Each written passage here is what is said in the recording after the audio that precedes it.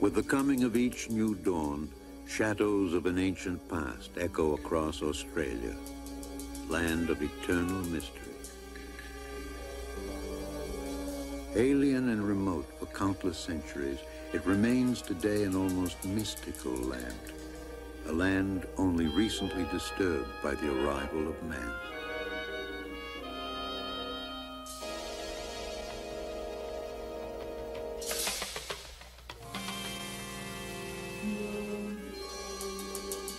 Long before the time of man, there appeared here creatures among the most bizarre on earth. So unlike other animals are they, that many early European explorers could hardly believe they were real.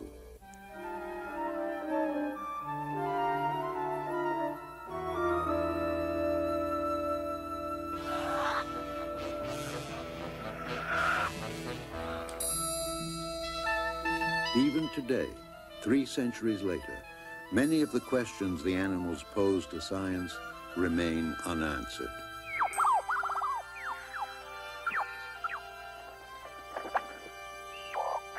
Throughout Australia, investigators and scientists probe the secrets of this infinitely varied wildlife.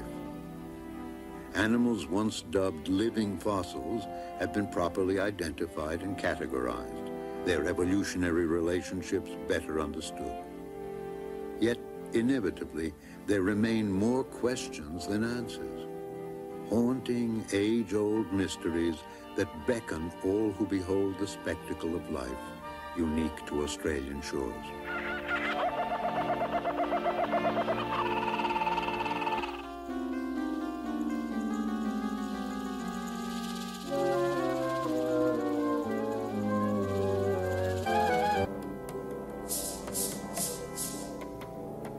Washed by the South Pacific on the east and the Indian Ocean on the west, Australia stretches for almost 3 million square miles. It is the world's smallest continent, the largest island, a self-contained biological laboratory unique in the world. Science has long been puzzled by how and why this island continent became home to what is probably the most distinctive assemblage of creatures found anywhere in the world.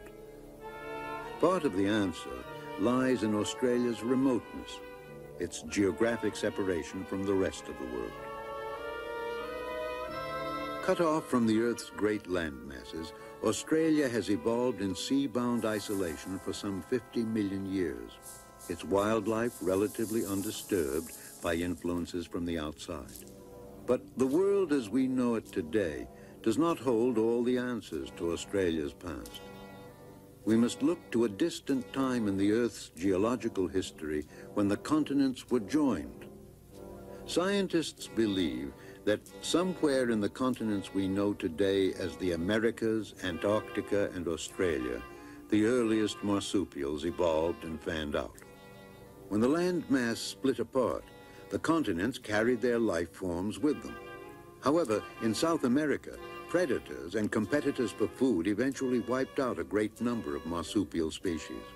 In Antarctica, they became frozen out of existence. Only in Australia, safely cut off from competitors, could these unique creatures flourish. And until the relatively late arrival of man, they evolved, for the most part, undisturbed for millions of years.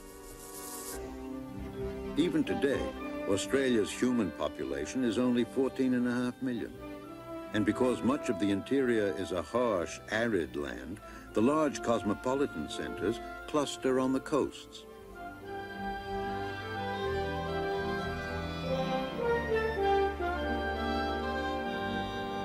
A common myth about Down Under is that one can see kangaroos hopping down the streets of Sydney. Yet it is quite likely that many of these people have never even seen one, and perhaps never will outside a zoo.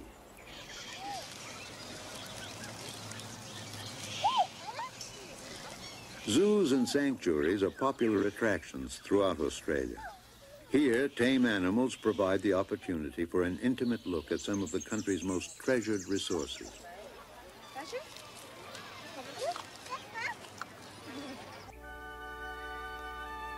Most of the kangaroos at this sanctuary have been raised here as orphans, their mothers the victims of automobiles or a hunter's gun. Under the watchful eye of a keeper, the joeys, as young kangaroos are called, can be cared for until old enough to be on their own in the park. Put him in the bag. A pillowcase is an ample substitute for the mother's pouch. Good, Jay. It's a baby.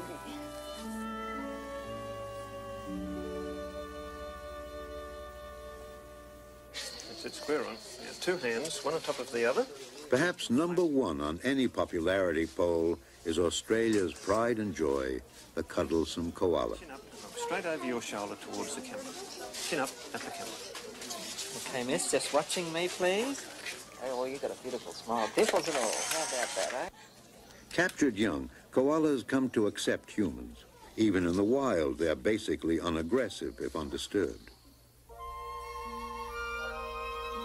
Life for the wild koala revolves in and around forests of eucalyptus trees throughout eastern Australia. On the ground, just to move from tree to tree, the koala spends almost all its time high in the branches. It has developed highly specialized adaptations for its arboreal life. Long arms, well-padded paws, and opposable thumbs with a vice-like grip. Not only home and shelter, eucalyptus trees provide the koala with its primary food. It eats about 2 pounds of leaves a day. Despite superficial resemblance, the so-called koala bear is not a bear at all, but a true marsupial, a pouched animal, like the kangaroo.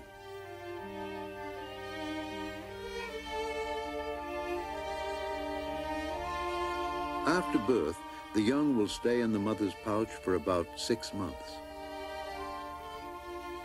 When strong enough to leave the pouch, it will do so only intermittently, and for the next few months will travel everywhere with its mother, clinging either to her back or chest.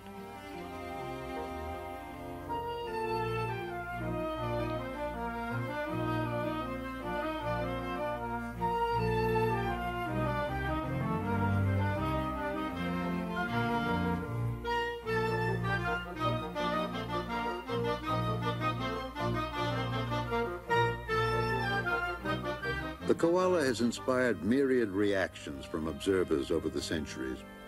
One author has written, "The koala's expression always reminds me of a Byzantine Madonna or some dowager duchess, rather bored, well-fed, and well-bred." But many Aborigines saw something quite different. To them, the koala represented the reincarnation of the spirits of lost children.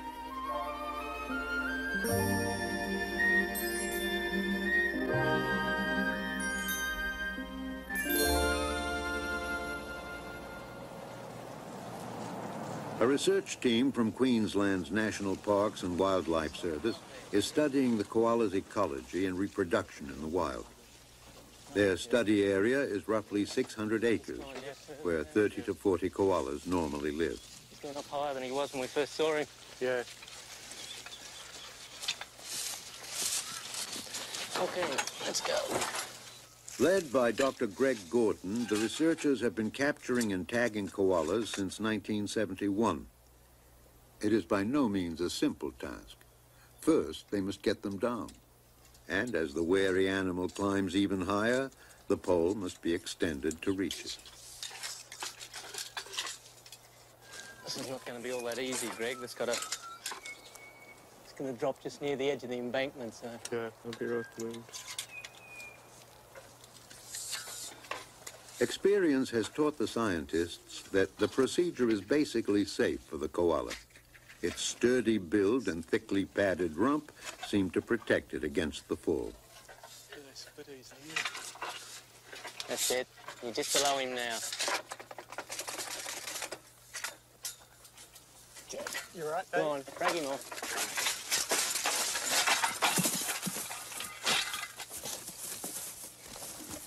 Right? See, it doesn't hurt him at all, particularly when they come down on a branch like that. It was a rude awakening, wasn't it? Though easygoing by nature, a koala may become aggressive under stress. The bag is a precaution against his powerful claws and tenacious bite. Sought for its fur in the early decades of this century, the slow-moving koala was hunted to the very brink of extinction. Today, thanks to government protection, koalas are once again secure. Recently, however, in this area of Queensland, there has been a puzzling decline in the birth rate. By tagging the animals and studying them over a period of years, the scientists hope to pinpoint the cause. In the meantime, thorough examinations expand their understanding of growth patterns and general states of health. Color-coded tags make the animal easily identifiable, even when high in the trees. This one was tagged originally when still in his mother's pouch, and much about him is already known. Tooth wear is about the most reliable indication of age. This male is roughly 3 years old.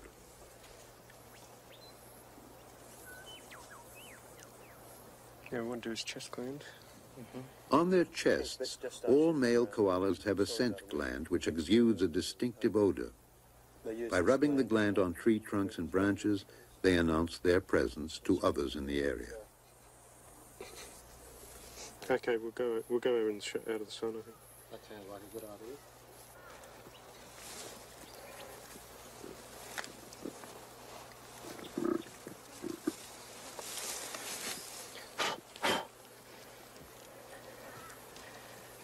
Okay, fella.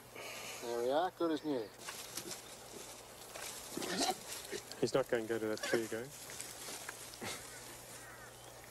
Go on.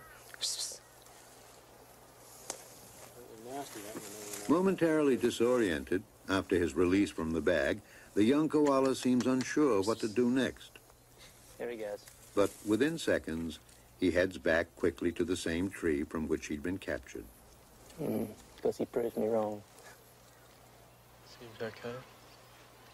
He took that rather well.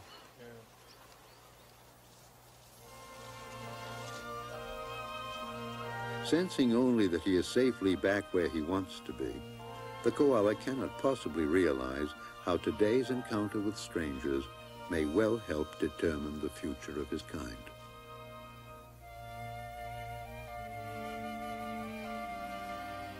Perhaps the very symbol of Australia, the kangaroo remains as fascinating today as when the first live specimen reached England in the 1700s. A handbill announcing the event proclaimed that to enumerate its extraordinary qualities would far exceed the common limits of a public notice. Now, almost 2 centuries later, a rare piece of film documents one of the kangaroo's most extraordinary qualities of all. After a gestation period of about a month, this red kangaroo prepares to give birth. Though scientists now understand the biology of marsupial birth, it is no less remarkable to behold. All marsupials are born in an undeveloped state, their growth to be completed inside the pouch. Defenseless and blind, the tiny newborn, completely unaided by the mother, must navigate through her thick fur toward the pouch. If it loses its way, it will die.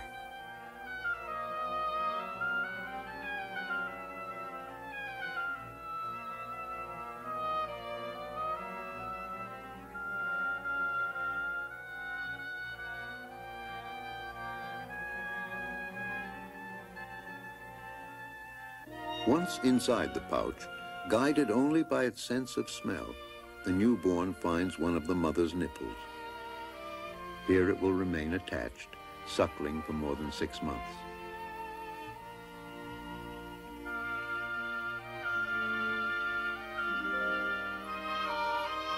Now the joey will be strong enough to leave the pouch intermittently. But even when it is old enough to graze, it will return to the pouch to nurse for several months more.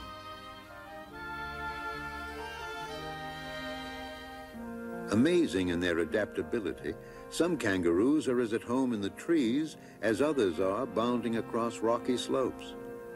There are about 50 species of kangaroos in Australia, ranging from up to 7 feet in height to the size of a common rat. But one trait they all share is that they hop.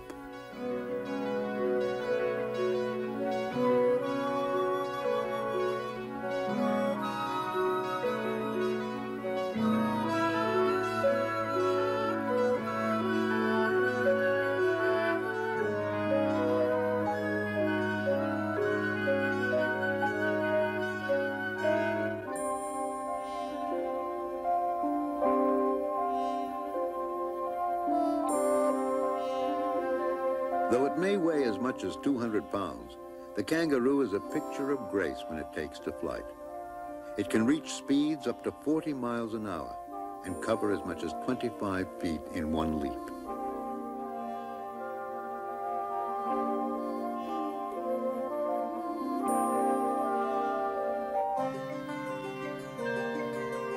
Recently, scientists were amazed to discover that at certain speeds, the kangaroo actually uses less oxygen the faster it goes. It was found that, like the spring in a pogo stick, the kangaroo's leg muscles and tendons store energy, which is then released without effort when the animal next pushes off.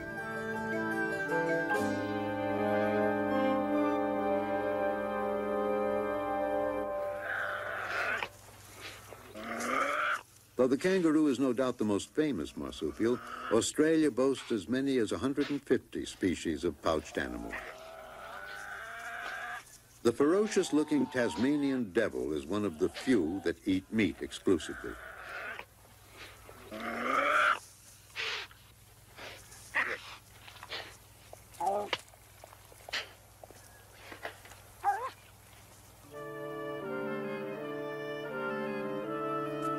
One can only imagine the astonishment of early explorers when they saw a pouched animal take to the air.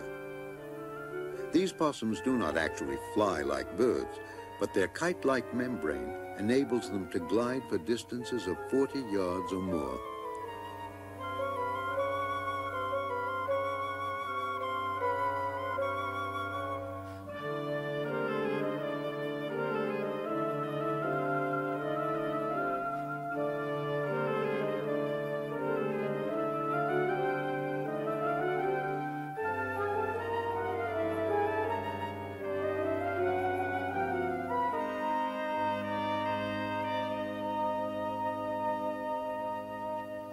Only in small patches of Western Australia will one find the numbat, a small, gentle marsupial now extinct in other parts of the country. With sharp claws, the numbat roots out termites, its primary food. Its long, sinuous, sticky tongue can capture thousands of the insects a day.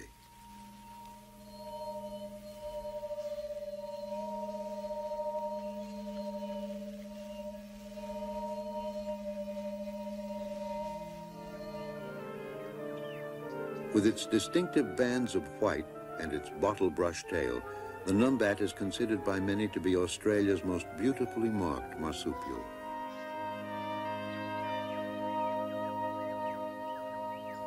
The majestic Blue Mountains lie 40 miles west of Sydney. Here, beneath the vivid blue haze which gave the mountains their name, areas of pristine wilderness abound. Nestled in the hills, an historic estate called Yengo spreads across 25 acres. For the past 12 years, it has been a private reserve dedicated to breeding endangered animals. He's really heavy, I'll tell you that. The owner is businessman Peter Piggott, one of Australia's foremost conservationists. With his wife and son, he is transferring a wombat injured in a fight to a safer enclosure. Thank you. Come here. Come on. Nice leg to bite. Piggott's breeding success with wombats is considered phenomenal, better than any zoo, and is attributed to his concern for creating the most natural setting possible in a captive environment.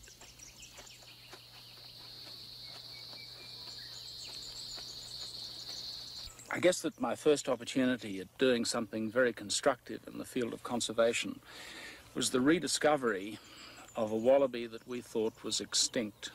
The Parma wallaby, a small kangaroo only about 14 inches tall, was abundant until early settlers destroyed its habitat and introduced new predators. Though thought to be extinct, a small colony was discovered in 1965. Starting with only 18 animals, Piggott has increased the population here to more than 200 in 10 years.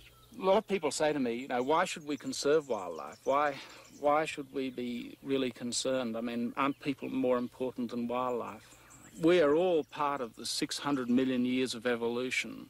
And I suppose that one of the great things that separates mankind from the animals is our sense and appreciation of the aesthetics, our love of literature, our love of art and poetry and of nature itself. And I often think that if we lose this, if we disregard the world that's around us and the animals that are here, we might wake up one morning and find ourselves on the endangered list.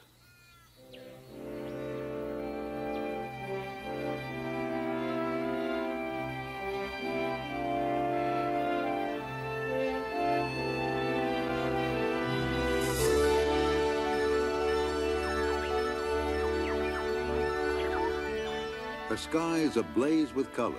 Australia has been called the foremost land of birds. More than 300 species are unique to her shores.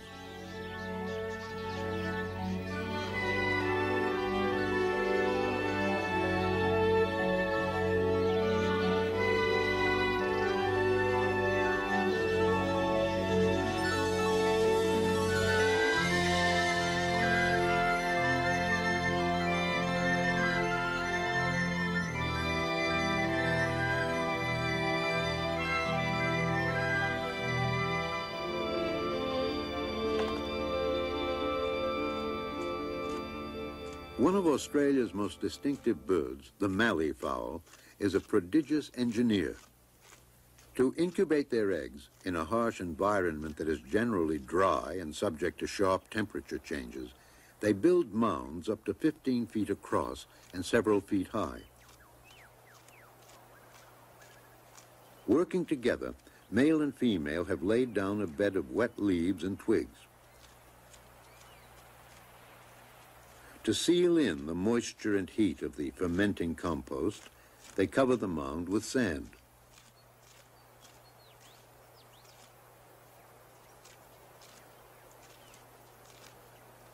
The egg chamber itself lies at the heart of the mound.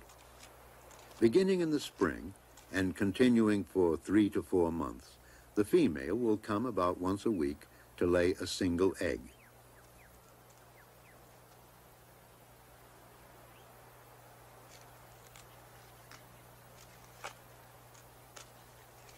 The mallee regions are marked by sharp temperature fluctuations between day and night and as the seasons change.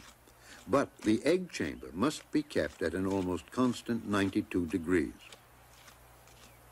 Once the female has laid her egg, she will leave the tending of the mound to her mate. To determine the temperature, he probes the sand. With a sensitive spot, either in his bill or tongue, he gets a reading as accurate as any thermometer. Regulating the temperature by removing sand to release heat or adding sand to conserve it is an almost constant job for the bird, a consuming task to which he dedicates himself for up to 9 months of the year. Roughly every 2 months, a chick will work its way up through the thick soil and wander off, never to see its parents again. From the depths of the forest echoes a haunting and memorable sound. The lyrebird, master of vocal mimicry.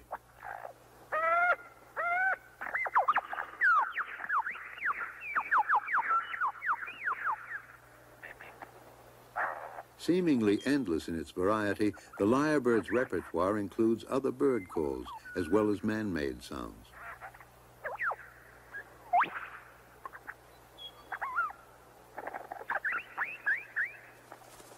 The mating ritual is highlighted by a shimmering display of the bird's immense fan-like tail.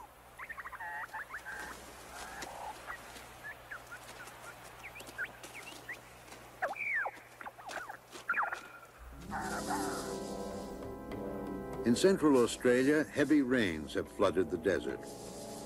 But storms are few and short-lived in this.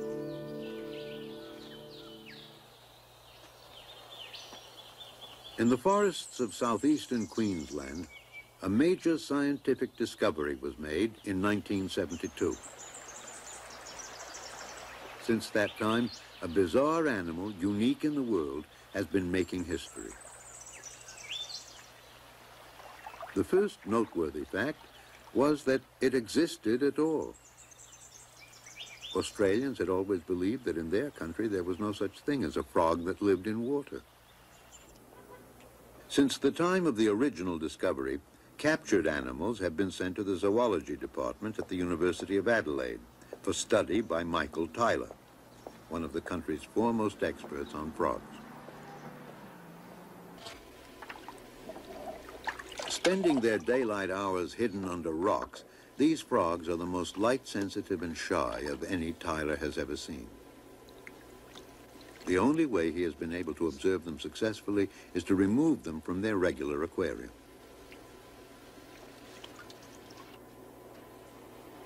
In a specially built tank with one-way glass windows, the frogs will be unaware of Tyler's presence. Because many have died in captivity, and in recent years no more have been found in the wild, these two remain to unlock the mysteries of some of the most unusual animal behavior ever recorded. Though action like this free-falling is bizarre and unexplained, it is the animal's reproduction that has most electrified the world. What is so unusual about the gastric brooding frog is the fact that it carries its young in its stomach. Superimposed on an X-ray, an artist's conception follows the growth of some 24 tadpoles until, at roughly 8 weeks, the female's stomach is completely distended with fully developed frogs ready to be born. The mother opens her mouth and then she dilates her esophagus and the babies pop up from the stomach, 1 or 2 at a time, and sit upon her tongue. And then they sit and look around, look at the world outside, and then just very, very gently step out. Tyler's rare photo of an actual birth has made headlines around the world. Here we have an animal which can switch off acid being produced in the stomach, and an awareness that that would be an extremely novel way of being perhaps able to treat people who might need to be able to make use of that as an advantage. For example, during the treatment for peptic ulcers. It would be so useful to be able to switch off gastric acid secretion totally for a period of time and do it very, very readily. I say there's a long, long way between what we've done so far and such a thing as a possibility. But, I mean, a matter of a few years ago, no one would have dreamed that the existence of this frog with this habit could possibly occur. And so with that in mind, I don't think it's impossible or too far-fetched to maintain hopes that it may have a clinical application.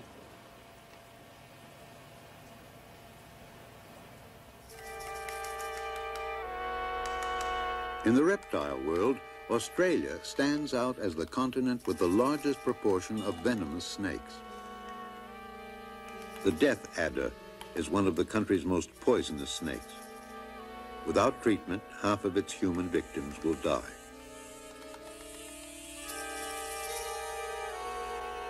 Like all snakes, the death adder feeds primarily on small animals like lizards. Its approach is neither timid nor aggressive, for in the end, it relies on an extraordinary device for enticing the skink within range.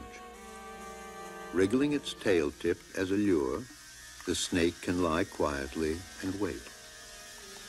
Attracted by what must appear to be a squirming insect, the skink draws near.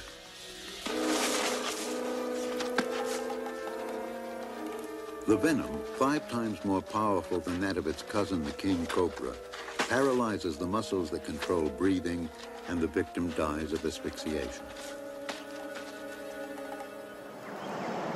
The Australian Reptile Park was founded by Eric Worrell, who has worked with snakes for more than 50 years. People overseas always think of Australian animals as being koalas or kangaroos. They don't think very much about our snakes, our other reptiles, and we have the deadliest reptiles in the world. Robin Worrell is an experienced snake handler. With careful concentration combined with skill, she has been bitten only once in 10 years. Though her snake milking demonstration may draw curious crowds, the primary goal of her work lies in the realm of science and medicine. What I'm milking here is the mainland tiger snake. It's probably about 7 or 8 different types of tiger snakes in Australia. It's the 3rd deadliest that we have in Australia. What I'm actually doing now is just enticing the snake to bite over the rubber. The fangs are penetrating through that rubber and the venom accumulates in the bottom of the beaker. Generally, we keep it... Over the years, the venoms collected at the park have proved invaluable to laboratories developing snake bite cures. The work we do here is vital in that it has been estimated that we save 1 life a day from snake bite. That's during the snake's active season, which is, say, from September till April. And I think that works out something around 20,000 lives that this organisation has saved since we started. Thanks largely to the Worrell's work, there are now antivenoms for all Australia's poisonous snakes. In addition to snakes, Australia's reptiles include some 400 species of lizards. Lacking venom as protection against predators, they depend on an impressive array of defenses and bluff. Looking like some creature from the dinosaur age, the thorny devil belongs to the group aptly called dragon lizards. Actually a squat, slow-moving, ant-eating lizard, the devil is found throughout the arid regions of central and western Australia and has adapted to some of the continent's harshest conditions. But perhaps its most notable adaptation is its coat of spines, a barricade of daggers warning all that might come near.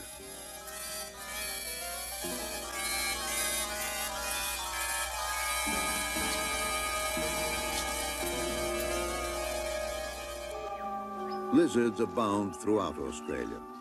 The most famous, and perhaps the most spectacular, roams the forests of the warmer northern regions.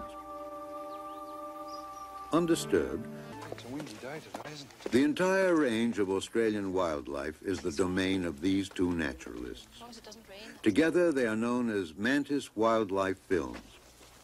Individually, they are Australian Jim Fraser and his British-born partner, Denzi Klein. Well, aren't they? For the past 12 years, they have specialized in filming behaviors the naked eye can barely see.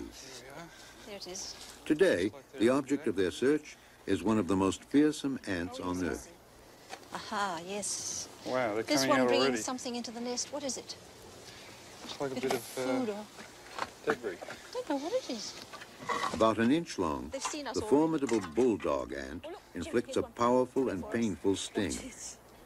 But to film their behavior, Jim and Denzi must collect the entire colony, perhaps as many as 400 ants. Even the larvae must be taken for Jim's film sequence to be complete.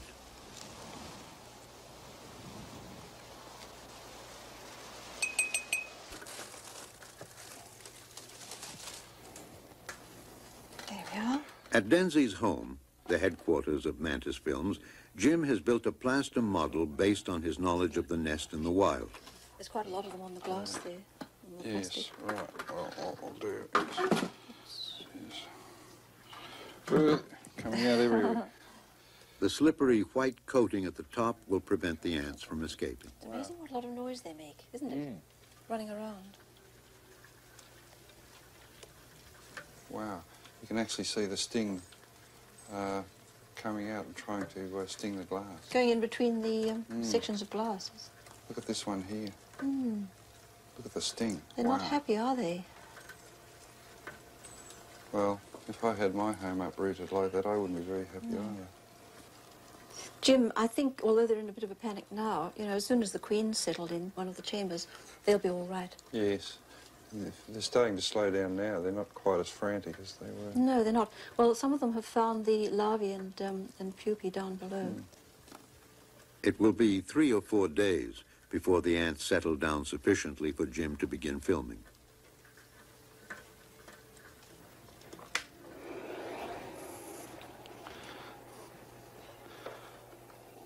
I worked at the Australian Museum for about 7 years, and in that time I learned how to manipulate the environment, as it were, in making miniature dioramas, and it seemed a natural thing to combine photography with the filming of small animals.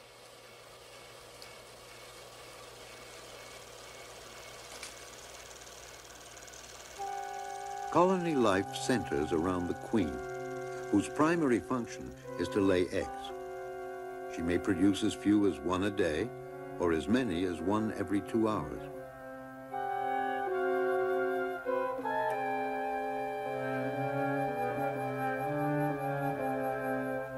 Using her sharp mandibles, she gently picks up the egg and looks for a safe place to lay it down.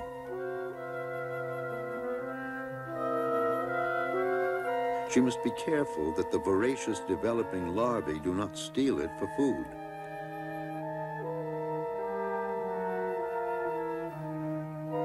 But indeed this time, it is a larva that wins out.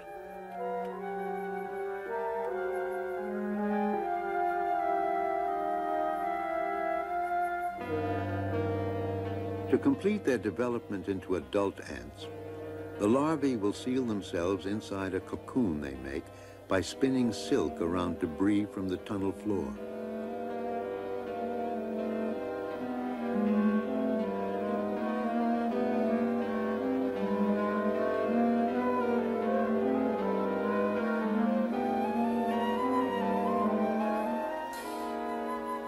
Having adjusted to their man-made environment, the ants go about their routine.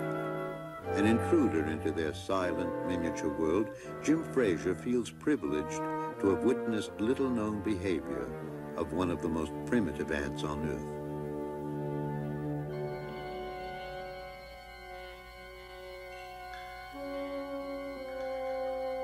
Millions of years of isolation in Australia have protected a group of animals that today has no living relatives on Earth. Sharing features of both ancestral reptiles and early mammals, they may offer a glimpse of how more modern mammals evolved. One of these egg-laying mammals, or monotremes, is the echidna, the spiny anteater. This small, unaggressive creature has only a tiny mouth at the end of its stick-like snout and no teeth. In the daily search for ants, it relies solely on a long, sticky tongue as its means of getting food. The echidna's only defenses, and very effective ones they are needle-sharp spines and the ability to sink out of sight in the face of danger.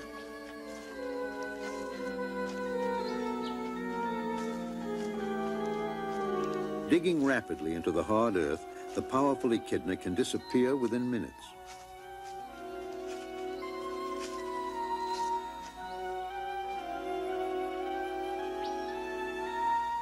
An almost impenetrable shield will be all that remains above ground.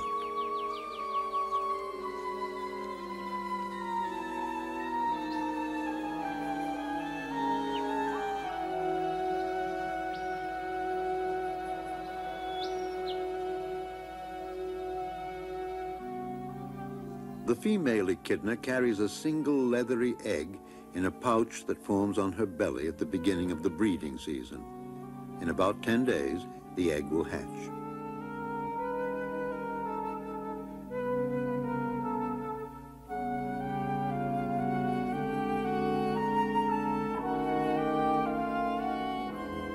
The tiny baby nurses in the pouch for up to 2 months.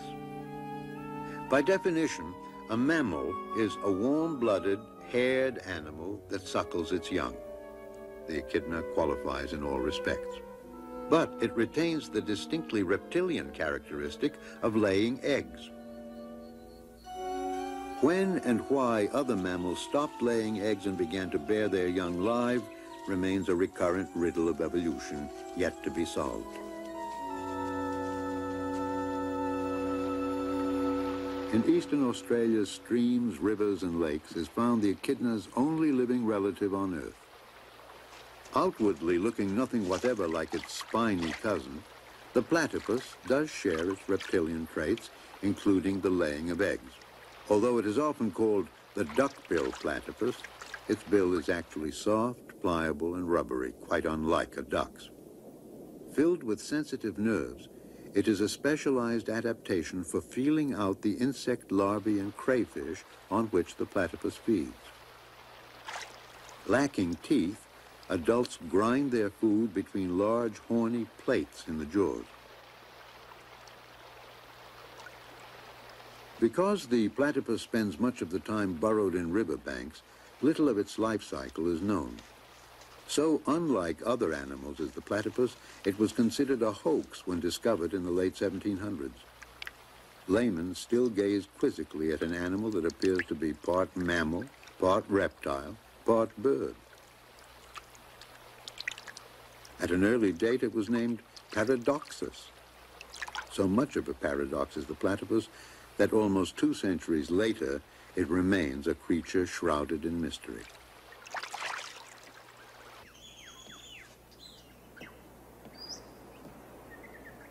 One of Australia's foremost naturalists, David Flay, has been studying the platypus for close to 50 years.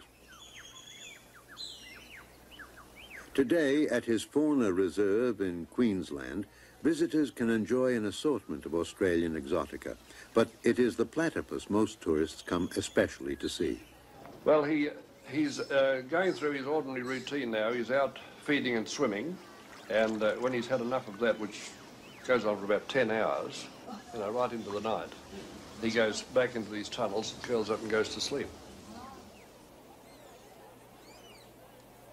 It was almost 40 years ago that Flay gained worldwide fame as the first person to breed a platypus in captivity. It began in 1943 with a couple named Jack and Jill.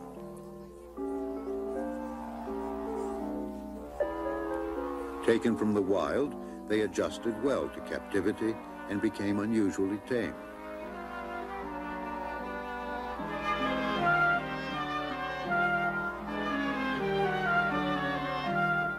Not long after mating had been observed, Jill stopped eating and disappeared into her nesting burrow.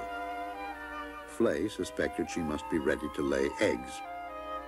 It was roughly 8 weeks before we thought, as information was at that time, that at 8 weeks the baby should be able to crawl about and swim. So we took the risk of opening up the tunnel at this point and having a look. I felt that somehow that we were doing the wrong thing, and as it proved, it was the wrong thing. We found that she had one solitary young one, nice and fat and in good order, but it was blind and helpless and obviously couldn't either swim or walk.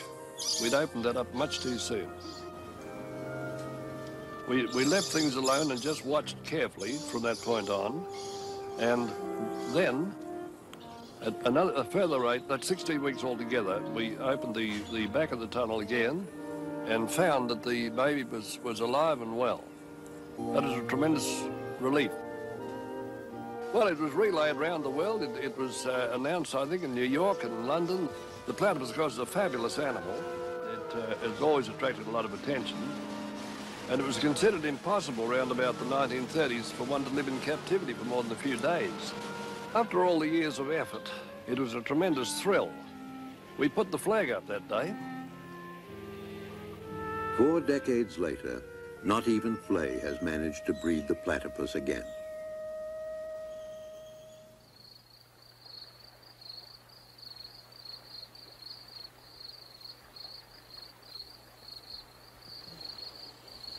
With his assistance from the University of Queensland, Dr. Frank Carrick works after dusk and at dawn when the platypus is most active. He has been studying the animal's ecology since 1972. Yeah, you're going. Okay, at least with the water being high like this, there's not many snags to... An unweighted fishing net has been laid parallel to the riverbank. make life more The scientists check the net at regular intervals, guided by a light from shore. Although the net is designed so the animal can surface and breathe, there is always the danger of entanglement. Gary, I think there might be an animal up the net a bit further from us there. Would you like to just put the spot on it?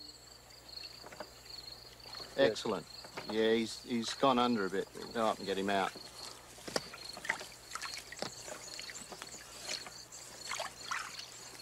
Okay, just ease it up here, Jim. Here he is. You little beauty. Get him out. Yeah. Into the boat you go. That's the male too. Look at his spurs. Because the male platypus has venomous spurs on his hind legs, he must be handled with extreme care. Come on. Although it's not certain, scientists speculate the spurs are used against other males in competition for females at mating time. Excellent. You got the box there, mate? Put him in. In you go, Chief. Ah, bless you. No, in you go. That's the way. Right. That's got him too. Not quite. Yeah, check him, check him. Let's have a look at him. Good boy. Once the animal is lightly sedated, Dr. Carrick can safely begin his examination. Although the platypus has existed for millions of years, significant information on its ecology has been gathered only within the last decade. And so, even the most basic data on weights and measurements are invaluable. More than that, isn't it? 2100. I think really the platypus is one of the most crucial animals of all the Australian animals that we need to know much more about, both for the interests of seeing how patterns in the modern mammals evolved, and also, of course, in helping us in a rational way to ensure the platypus does continue on into the future as it has done for many millions of years. It always happens, doesn't it? It's starting to rain. Thanks, Jim. Righto, mate, you'll never notice it. Levels of hormones in the blood help the scientists determine when and how often the male platypus is sexually active. In any wildlife study, many of the important findings come from animals that have been captured before and then followed over time. Because platypuses, for the most part, remain in a relatively small home range, Carrick hopes to entrap this animal again. A metal band identifying him as number 89. Bit of jewellery.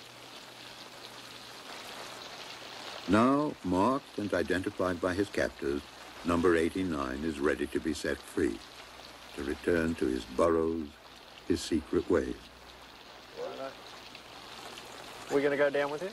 No. No, I'll put him in. Right. No sense everyone getting wet.